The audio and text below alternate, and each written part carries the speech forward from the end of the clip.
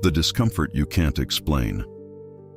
There are moments when everything in your life appears normal, yet something inside you feels subtly disturbed. You wake up, follow your routine, speak to the same people, move through the same environment, but your energy does not respond the way it used to. There is a quiet heaviness, a lack of clarity, a strange emotional fatigue that cannot be traced back to any obvious cause. You try to rationalize it. You blame stress, responsibilities, lack of rest. But even after rest, even after silence, something remains.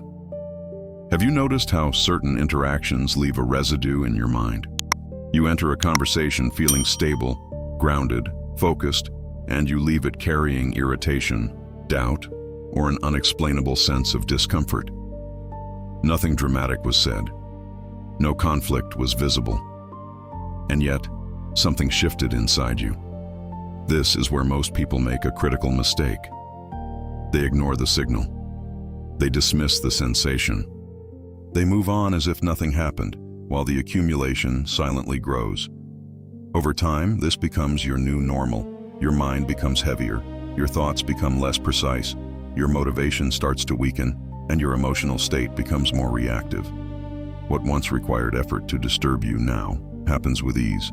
And because this change is gradual, almost imperceptible, you begin to internalize it. You start to believe that this is who you are now, that this lack of energy, this instability, this mental noise is something intrinsic to you.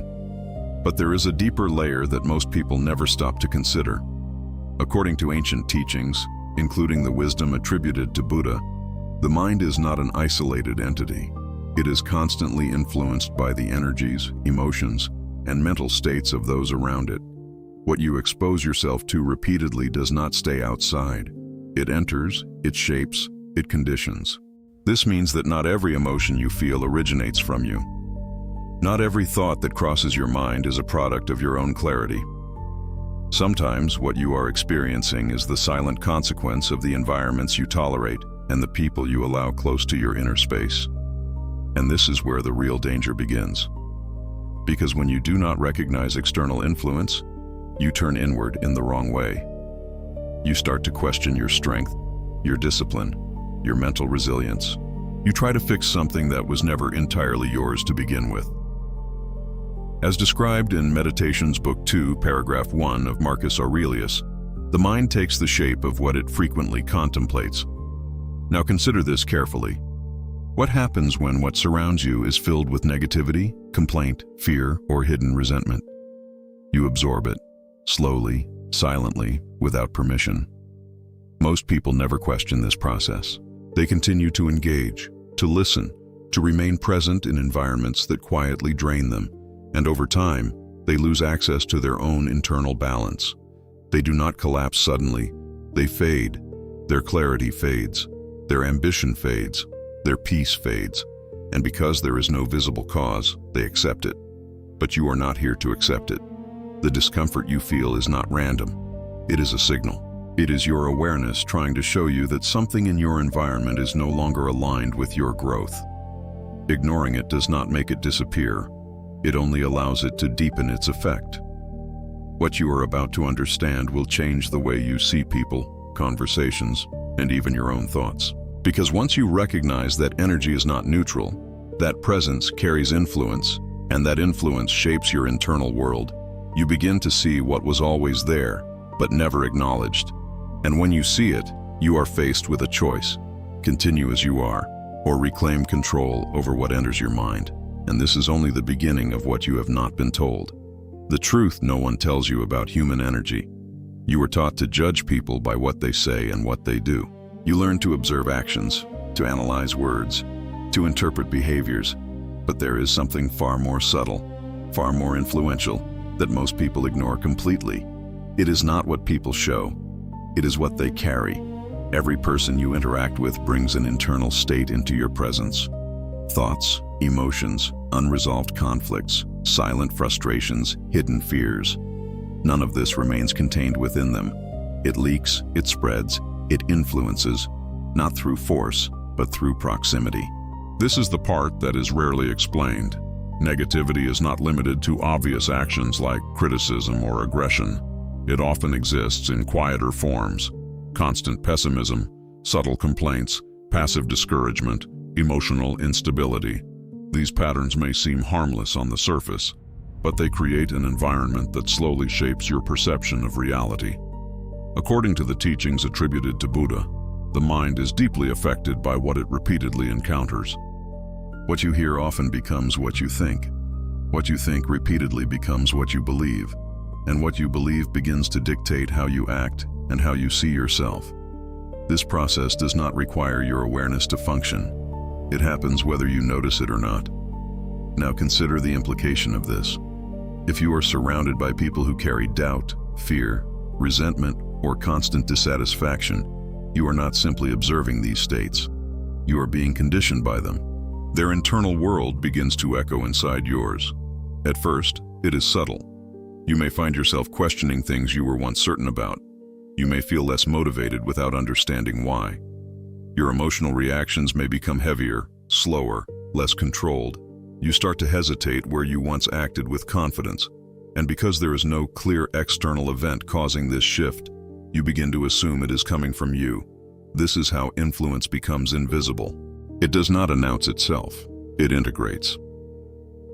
In Discourses, Book 1, Chapter 12 of Epictetus, there is a warning about the company one keeps, emphasizing that if you spend time with those who are careless in thought and undisciplined in emotion, you will inevitably become like them, not by choice, but by exposure. And yet, most people underestimate this completely. They believe they are immune. They believe they can remain unchanged regardless of what surrounds them. This belief is not strength. It is a lack of awareness. Energy is not something abstract when it comes to human interaction. It is the sum of emotional patterns, mental habits, and psychological states that are constantly being transmitted. You feel it when you walk into a room. You feel it when someone speaks, even if their words are neutral. You feel it in the tension, in the heaviness, in the discomfort that cannot be logically explained. And if you ignore it, you adapt to it. This is the truth that most people are never told. You are not only responsible for your actions, you are responsible for what you allow to influence your mind. Because over time, what you tolerate externally becomes what you carry internally. And once it becomes internal, it begins to shape your life in ways you may not even recognize. But this is only the surface of what is happening. Because the first real sign that this influence has already begun is far more personal than you think, when your energy is no longer yours. There is a moment when something inside you begins to change, and you cannot clearly explain why. It does not feel like a decision. It does not feel intentional. It feels like something has quietly entered your internal space and started to rearrange it from within. Your reactions shift, your emotions fluctuate, your clarity weakens, and yet nothing in your external life seems drastic enough to justify it. This is the moment when your energy is no longer entirely your own. At first, it appears as small inconsistencies. You feel irritated without a clear cause. You lose patience more quickly than usual. Thoughts begin to repeat in your mind, not because they are meaningful, but because they carry a certain emotional weight that you cannot shake. You may notice a growing sense of heaviness after being around certain people, but you dismiss it. You tell yourself it is nothing. You tell yourself you are just tired. But this is where awareness becomes critical. The human mind is not closed. It is receptive, absorbent, constantly interpreting and internalizing what surrounds it. When you are exposed to emotional instability, negativity, or unresolved tension, your mind does not remain neutral. It mirrors, it adapts, it begins to resonate with those patterns.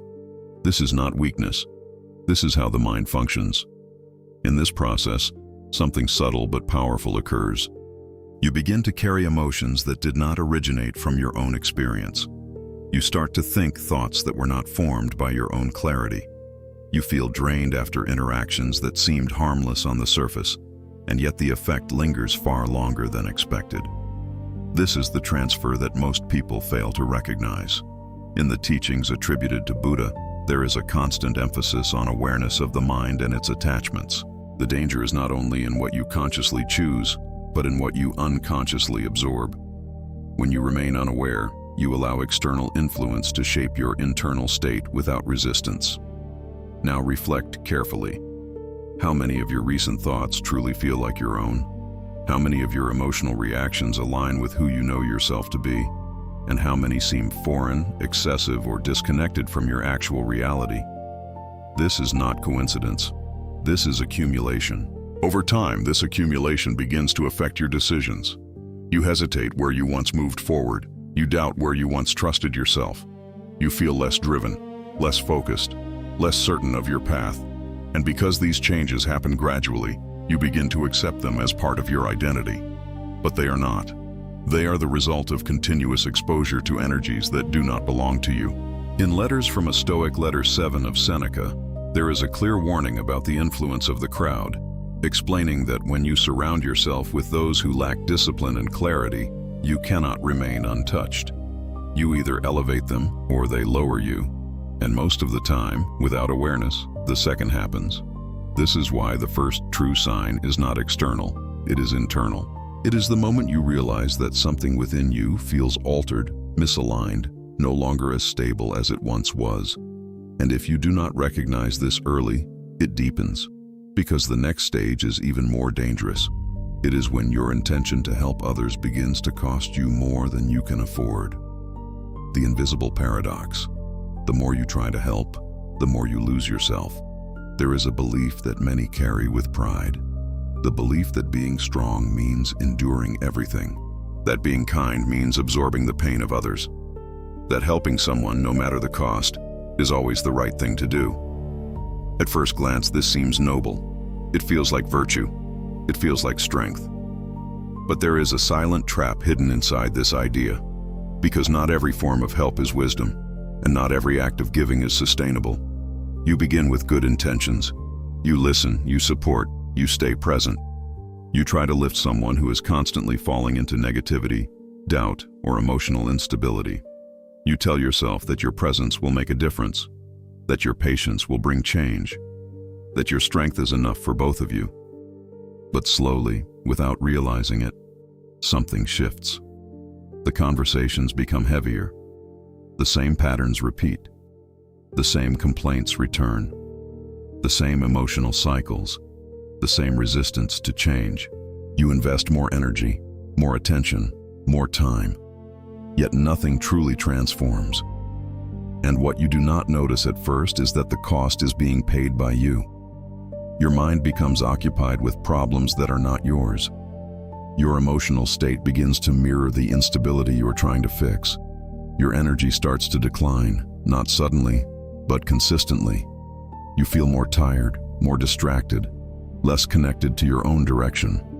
This is the paradox. The more you try to save, the more you begin to sink. In the Teachings of Discourses, Book 2, Chapter 5 of Epictetus, there is a principle that is often ignored. You cannot control what belongs to another person. Their thoughts, their choices, their willingness to change, all of this is outside your control. When you ignore this boundary, you do not become more powerful. You become entangled, and entanglement drains clarity. What makes this even more dangerous is the emotional conflict that arises. Part of you recognizes the cost. You feel the exhaustion, the imbalance, the subtle loss of yourself. But another part of you resists stepping back. You feel responsible. You feel that leaving, even partially, would be a form of abandonment. This inner conflict keeps you trapped because you confuse compassion with sacrifice. True compassion does not require self-destruction. True strength does not demand that you carry what was never yours to carry. As expressed in the wisdom attributed to Buddha, attachment is the root of suffering. And this includes attachment to the idea that you must fix others in order to be whole. When you attach your energy to someone who is not willing to transform, you bind your state to their instability. And over time, you begin to lose your center. You think less about your own growth. You postpone your own progress. You delay your own clarity. Not because you chose to abandon yourself, but because you slowly replaced your focus with something that does not evolve. This is where many lose years of their lives without realizing it. They do not fall, they fade. And the most subtle sign that this is happening is not in what you do for others, but in what you stop doing for yourself. Because once your internal silence is disturbed, once your mind is no longer at rest, the next stage begins. And this is where the damage becomes far more difficult to ignore. The silence within you has been invaded. There was a time when your mind could rest, when silence was not uncomfortable, when being alone did not feel heavy, when your thoughts were clear, organized, and under your control. You could pause, reflect, and return to yourself without resistance.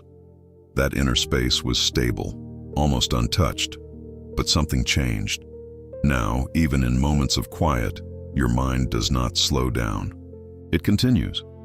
Thoughts overlap, emotions echo, and a subtle tension remains present, as if something unresolved is constantly trying to surface. You are no longer simply thinking. You are reacting internally to something that does not leave. This is not natural mental activity. This is interference. When you are repeatedly exposed to negative emotional patterns, your internal silence becomes occupied.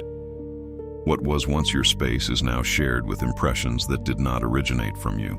Conversations replay in your mind. Words spoken by others gain more weight than they should. You revisit situations, not to learn, but because something in them has attached itself to your attention. And this is how the invasion happens. Not through force, but through repetition.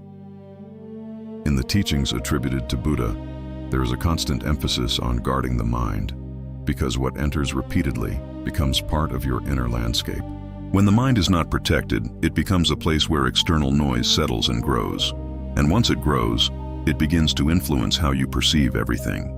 You may start to notice that your thoughts feel less like choices and more like reactions. You think about things you would not normally give importance to. You feel emotions that do not align with your values or your reality. Irritation, doubt, subtle anxiety, all appearing without clear origin. This is the result of silent contamination. Your mind has been conditioned to carry what it has been exposed to.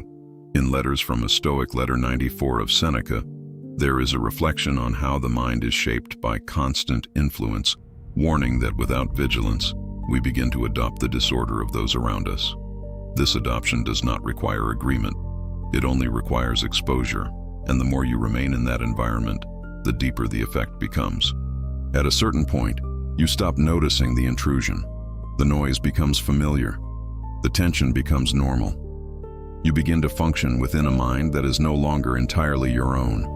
And because you adapt, you no longer question it. But there is a cost.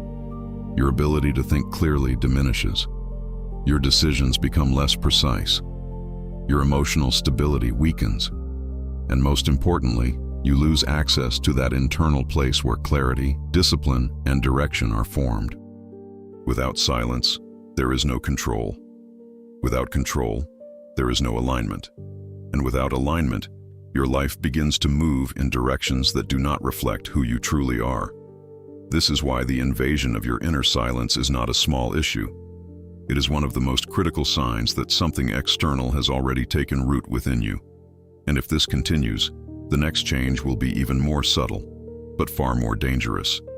Because it will no longer be just your thoughts that are affected. It will be your identity. The distortion of your identity. There is a point where the change is no longer confined to your thoughts or emotions. It begins to shape how you see yourself. Not suddenly, not in a way that alarms you, but gradually, through small shifts that seem insignificant when observed in isolation. You stop recognizing your own patterns. Things that once energized you now feel distant.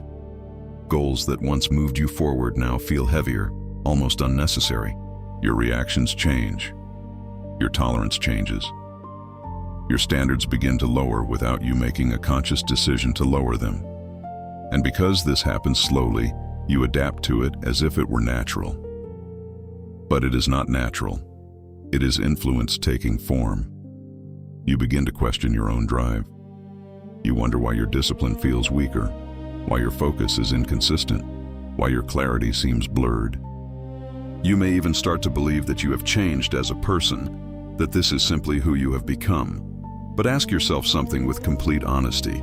Are you truly becoming someone new, Or are you being shaped by what surrounds you? This question is uncomfortable because it removes the illusion of control.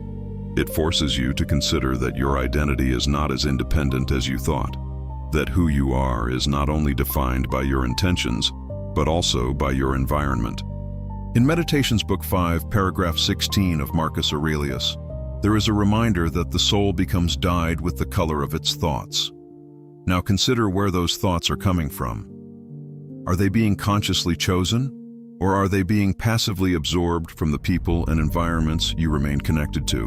When you spend time with individuals who operate in negativity, limitation, or constant dissatisfaction, you begin to normalize those states. At first, you resist, then you tolerate, then you adapt, and finally you reflect. This is the progression that distorts identity. You no longer aim as high as you once did. You no longer protect your time as strictly. You allow behaviors, conversations, and influences that you would have rejected before. Not because you decided to lower your standards, but because your perception of what is acceptable has shifted. And once your perception shifts, your actions follow. This is where many people lose themselves without realizing it. They do not wake up one day as a completely different person. They arrive there through accumulation, through repeated exposure, through silent adaptation. They forget what clarity felt like. They forget what strong intention felt like. They forget what it meant to be fully aligned with their own direction. And the most dangerous part is this: they no longer question it. Because when distortion becomes familiar, it no longer feels like distortion. It feels like reality. But deep inside, there is always a signal, a quiet awareness that something is not right, a sense that you are not operating at your full capacity, that you are not expressing your true potential. That signal is not weakness, it is recognition.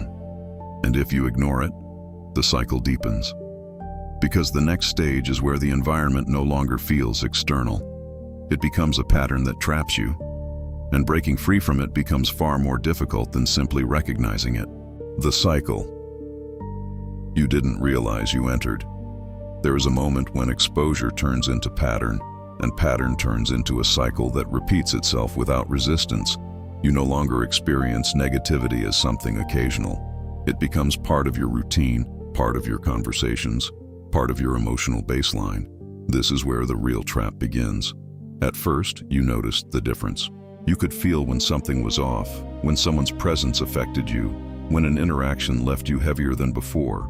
But over time, that sensitivity fades. Not because the influence disappeared, but because you adapted to it. And adaptation, in this context, is not strength. It is normalization. You begin to accept conversations that drain you. You engage in discussions that revolve around complaints, fear, limitation, or judgment. You listen, you respond, you stay present, and without realizing it, you reinforce the very patterns that are weakening you. This is how the cycle sustains itself. In the Enchiridion section 10 of Epictetus, there is a warning about the danger of becoming comfortable with what should be questioned. When something harmful becomes familiar, it no longer triggers resistance. It becomes part of your environment, and eventually, part of your identity. Now consider how this plays out in your life. You spend time with the same people. You hear the same perspectives. You are exposed to the same emotional patterns. And because nothing changes, your mind begins to operate within those limits. You stop expecting something different. You stop seeking something higher. You remain within the same mental and emotional boundaries, not because you chose them consciously, but because they were repeated often enough to feel normal. This is the invisible loop. You are influenced, you adapt, you reinforce, and then you remain. And the longer you remain, the harder it becomes to step outside of it.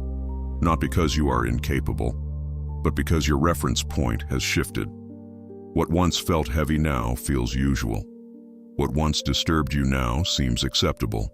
And what once motivated you now feels distant. This is how people become trapped without chains. They do not see a barrier, so they do not attempt to cross it. But there is a cost to this cycle. Your growth slows down. Your awareness becomes less sharp. Your emotional responses become predictable, shaped by the same external influences you continue to allow. You begin to operate on autopilot, reacting instead of choosing, adapting instead of leading. And the most critical part is this: you stop questioning, because questioning requires distance. And distance is exactly what this cycle removes. In the teachings attributed to Buddha, there is a clear understanding that suffering is sustained through attachment and repetition. When you remain attached to environments that do not elevate your mind, you repeat patterns that prevent your evolution, not by force, but by continuity. This is why the cycle is so dangerous. It does not feel like a threat. It feels like routine. But if you look closely, you will notice something. There was a version of you that would not have accepted this. There was a time when your standards were higher, your awareness was sharper, your direction was clearer. That version still exists, but it is now surrounded by patterns that do not support it. And if nothing changes, that version fades further. Because the next stage is not just about being in the cycle. It is about losing the ability to even recognize that you are inside it. When you stop noticing, you start losing control. There is a stage where the danger is no longer what is happening around you, but what you are no longer able to see. The influence has been present for so long that your awareness begins to dull. What once felt wrong now feels ordinary. What once disturbed your mind now passes without resistance. This is where control begins to slip. At the beginning, you sensed the difference. You could feel when your energy shifted, when your thoughts were affected, when something in your environment was not aligned with who you truly are. But over time, repetition replaces sensitivity. Exposure replaces clarity, and what was once visible becomes invisible. You stop questioning your own state. You wake up with less energy, and you accept it. You think with less precision, and you justify it. You feel less motivated, less focused, less driven, and instead of investigating the cause, you adapt to the effect. This is how awareness disappears, not through force, but through gradual acceptance. In Meditations Book 6, paragraph 30 of Marcus Aurelius, there is a warning about how easily the mind drifts when it is not actively guided. When you stop observing yourself, you stop directing yourself. And when you stop directing yourself, you become shaped by whatever surrounds you. This is the point where negativity no longer feels external. It becomes internalized. You no longer see it as influence. You see it as personality. You begin to say things like, "This is just how I am now. This is just how life is. This is normal." And in doing so, you remove the possibility of change because you no longer identify the source of the problem. This is the most dangerous transformation, because once you believe that what you absorbed is who you are, you stop resisting it. You stop protecting your mind. You stop filtering what enters your space. You stop questioning the people, the conversations, and the environments that continue to shape you. And without realizing it, you surrender control over your internal state. But control was never meant to be passive. In Discourses Book 4, Chapter 4 of Epictetus, there is a principle that defines true freedom. Freedom is not the absence of influence. It is the ability to choose what you allow to influence you. When that ability is lost, even temporarily, you begin to live according to forces you do not fully understand. And this is where your evolution slows down completely, not because you lack potential, not because you lack discipline, but because your awareness is no longer active enough to separate what is yours from what is not. You operate within a version of reality that has been shaped for you, and as long as you remain in that state, nothing changes.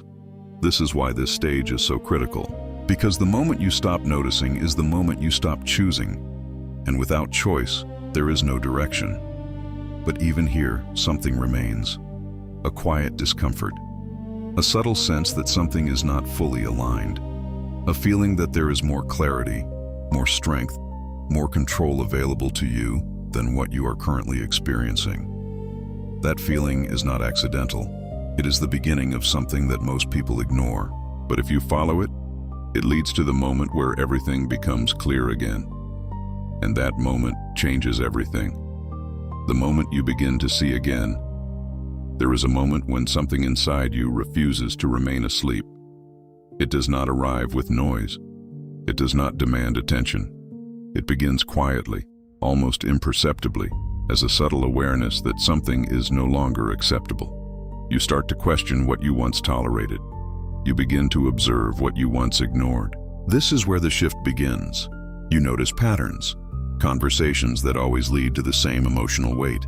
People who consistently bring tension, doubt, or negativity into your space. Environments that leave you feeling diminished instead of strengthened. And for the first time in a long time, you do not dismiss it.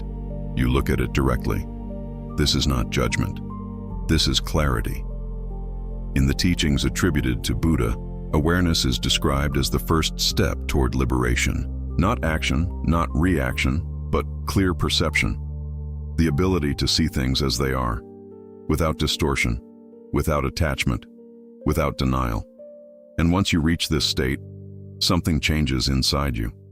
You stop absorbing unconsciously. You begin to recognize when an emotion is not yours. You start to separate what you feel from what you have been exposed to. You question your reactions. You observe your thoughts instead of immediately identifying with them.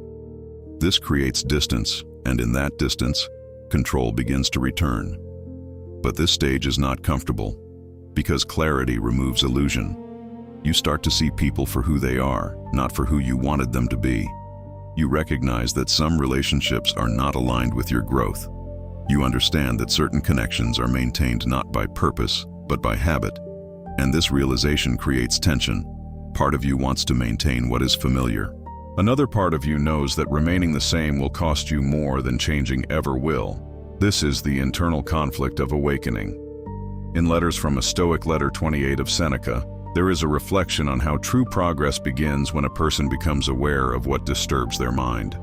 Not when they eliminate it immediately, but when they can no longer ignore it. That awareness alone begins to shift behavior. And now you are at that point. You see what affects you. You feel what drains you. You recognize what no longer belongs in your space. And even if you have not yet acted on it, the process has already started. Because once you see clearly, you cannot return to ignorance. You may delay action. You may hesitate. You may try to justify staying the same, but the awareness remains. It does not disappear. It continues to show you, in every interaction, in every moment of discomfort, in every shift of your internal state. And this awareness brings you to a decision. Not a comfortable decision, but a necessary one. Because seeing is not enough. At some point, you must choose what to do with what you now understand. And that choice is where most people hesitate, because it requires something that many are not willing to face. It requires separation. The decision most people are afraid to make. There is a point where awareness is no longer enough. You already see what is affecting you. You already recognize the patterns, the people, the environments that are slowly draining your energy and distorting your clarity. The truth is no longer hidden. It is present in every interaction, in every feeling that no longer aligns with who you know you are. And now, you are faced with a decision. Not an intellectual decision, but a real one. A decision that requires action, and more importantly, courage. Because understanding the problem does not change your life. Acting on it does. This is where most people stop. They see, they feel, they even admit that something is wrong, but they do not move. They remain in the same environments, maintain the same connections, tolerate the same patterns, not because they are unaware, but because they are afraid of what change demands. And what it demands is separation. Separation is uncomfortable. It creates silence where there was once noise. It creates distance where there was once familiarity. It forces you to let go of connections that, even if harmful, became part of your routine, part of your identity, part of your sense of normal. This is why people hesitate. They confuse discomfort with loss. But what they fail to see is that remaining where they are is the real loss. Loss of clarity, loss of energy, loss of direction, loss of the version of themselves that once operated with strength and intention. In the teachings attributed to Buddha, detachment is not described as rejection, but as liberation. It is the act of releasing what no longer serves your growth, not out of anger, not out of judgment, but out of awareness. You are not removing people from your life. You are removing their influence from your mind. This distinction changes everything, because the goal is not isolation, the goal is alignment. You begin to understand that not every connection deserves access to your internal space. Not every voice deserves to shape your thoughts. Not every presence deserves to influence your energy. And once you accept this, you stop feeling guilty for protecting yourself.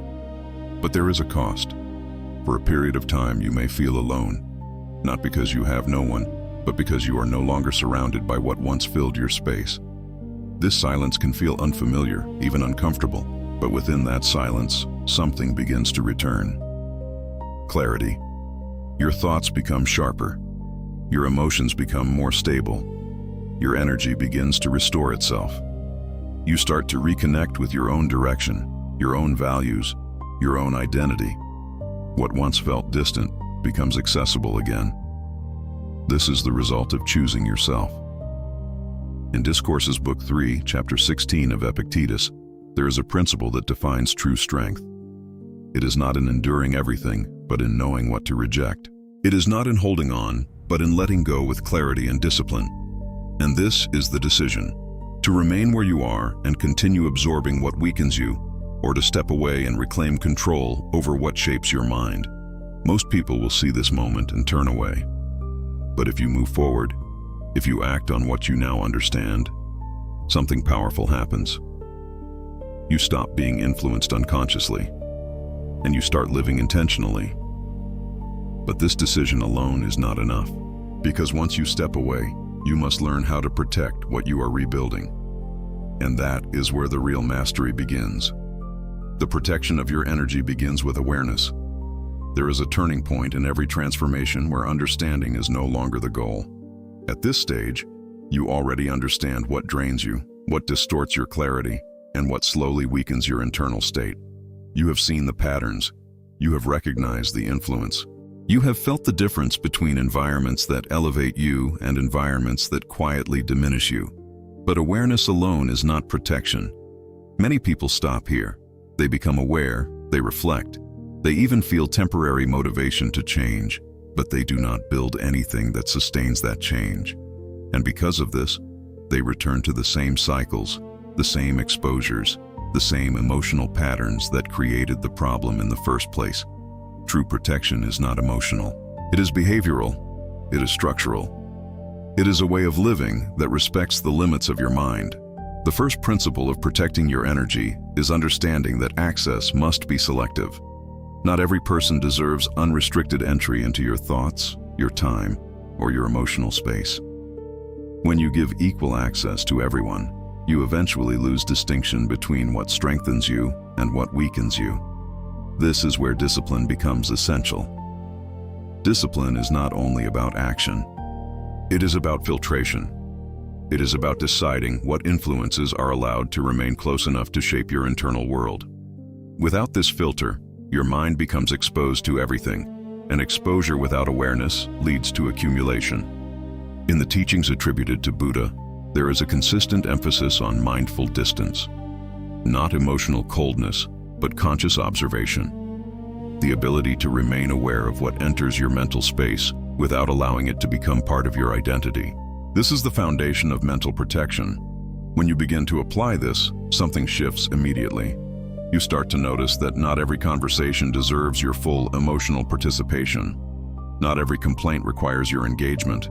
Not every problem presented to you requires your energy to solve. You begin to distinguish between involvement and absorption, and this distinction changes everything. Because when you absorb, you become affected. When you only observe, you remain centered. In Meditations Book 7, Paragraph 2 of Marcus Aurelius, there is a reminder that the mind retains its stability when it refuses to be pulled into everything it perceives. The external world will always present disturbances, but the internal world remains yours to govern. This is where responsibility returns to you. Not responsibility for others, but responsibility for your exposure. You begin to realize that protecting your energy is not about rejecting people, but about regulating proximity. Some people require distance not because they are inherently harmful, but because their internal state is unstable enough to affect yours if you remain too close for too long. This is not judgment, it is clarity. Another essential aspect of protection is silence. Not the silence of avoidance, but the silence of observation. When you stop reacting immediately to everything you hear and see, you regain space to process reality instead of absorbing it instantly. In that space, clarity returns.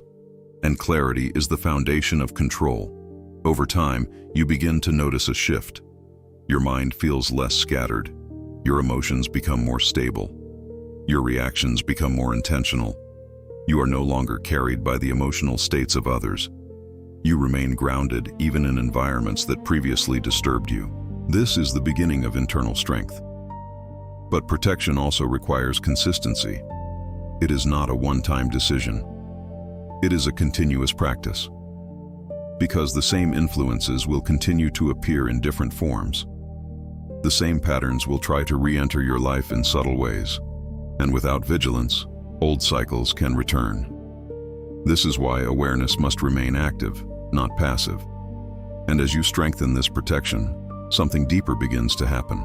You stop trying to control everything around you, and you start mastering what happens within you. But even this is not the final stage, because once your energy is protected, you are faced with the final realization that determines whether you truly evolve or simply remain aware.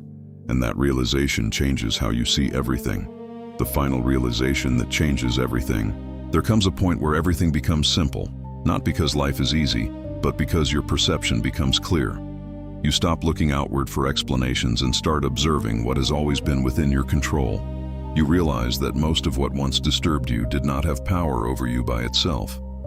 The power was always in how long you allowed it to stay inside your mind. This is the final realization. You were not weak because others were negative. You were affected because you were open without awareness. You were not losing energy because the world was heavy. You were losing energy because you were not filtering what entered your internal space. And once you see this clearly, something fundamental shifts in your identity. Responsibility returns to you. Not the responsibility of blame, but the responsibility of direction. You begin to understand that your mind is not a passive receiver of life, but an active system that can be trained, refined, and protected. And when you accept this, you stop feeling like a victim of your environment. In the teachings attributed to Buddha, liberation is not defined as escaping the world, but as understanding it so deeply that you are no longer controlled by it. The mind remains in contact with reality, but no longer becomes enslaved by it.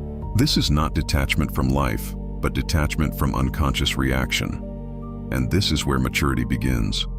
You start to see that energy is not something mystical floating around you. It is practical. It is psychological. It is behavioral. It is the sum of what you allow repeated access to your attention. And attention, when unmanaged, becomes identity.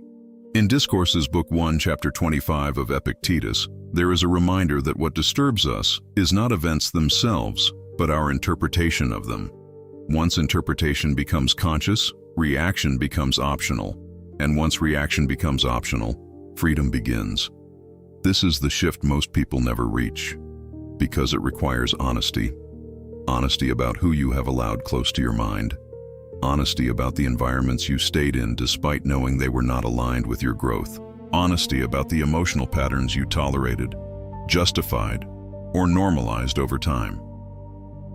But this honesty is not meant to create guilt. It is meant to create clarity. And clarity is what breaks the cycle completely. When you reach this stage, you no longer need to force change. You naturally begin to distance yourself from what drains you. You no longer need external validation to protect your peace. You no longer need permission to set boundaries. It becomes instinctive. Your standards rise, not out of pride, but out of awareness. And something subtle but powerful happens. You begin to recognize that peace is not something you find. It is something you maintain. It is not dependent on who is around you, but on what you allow to remain within you. This understanding removes confusion. It removes emotional dependency. It removes the unconscious patterns that once controlled your reactions. And in that space, something returns that you may have forgotten. Mental clarity. Not temporary clarity, but stable clarity. The kind that allows you to see situations without distortion. The kind that allows you to act without emotional confusion. The kind that allows you to remain centered even when surrounded by noise. This is the point of transformation. Not escape, not isolation, but mastery. Because once you understand that your internal state is not something that happens to you, but something that responds to what you allow, You are no longer at the mercy of your environment. You become the one who chooses, and that changes everything. But there is still one final truth to understand, one that most people only realize when they look back at their lives with full awareness. And it is this truth that completes the awakening, the final warning that stays with you. There is a final truth that does not arrive as a revelation. It arrives as a quiet certainty, something that settles inside you and refuses to leave. It is the understanding that everything you have experienced, every shift in your energy, every loss of clarity, every moment of emotional instability was never random. It was accumulative. Small exposures, repeated interactions, subtle tolerances, silent permissions. Over time, they shape not only how you felt, but how you saw yourself and the world around you. And now, with awareness fully awake, you can finally see the full pattern that was always unfolding in silence. Nothing changed suddenly. You did. Or more precisely, what influenced you changed what you became aware of. This is the point most people miss throughout their entire lives. They search for dramatic causes for gradual consequences. They expect obvious events to explain internal decline. But energy, influence, and psychological absorption rarely work in obvious ways. They operate through repetition, proximity, and unexamined acceptance. And by the time the effects become noticeable, the process has already been running for a long time. In Meditations Book 4, Paragraph 3 of Marcus Aurelius, there is a reflection on how the mind must constantly return to its own center, because without that return, it becomes shaped by whatever it encounters most frequently. This is not philosophy for observation alone. It is a warning about exposure. Because what you repeatedly expose yourself to, you eventually normalize. And what you normalize, you eventually become. But this realization is not meant to create fear. It is meant to create precision. Because now you understand something most people never fully grasp. You are not passively shaped by life. You are actively shaped by what you allow repeated access to your attention, your emotions, and your internal dialogue. And attention is not neutral, it is formative. This is why awareness is not the end of the journey. It is the beginning of responsibility. Once you see clearly, you can no longer pretend that you do not see. Once you recognize influence, you can no longer claim ignorance. Once you understand energy, you can no longer ignore its effects. And this is where discipline becomes essential. Not discipline as restriction, but discipline as protection. The ability to decide what enters your mental space and what does not. The ability to remain firm in your boundaries, even when familiarity tries to pull you back. The ability to prioritize clarity over comfort. In the teachings attributed to Buddha, the path of awakening is not described as a moment of escape, but as a continuous practice of awareness and release. What is not aligned must be recognized. What is recognized must be understood, and what is understood must eventually be released. This is not easy, because release often feels like loss before it feels like freedom. Silence often feels empty before it feels peaceful.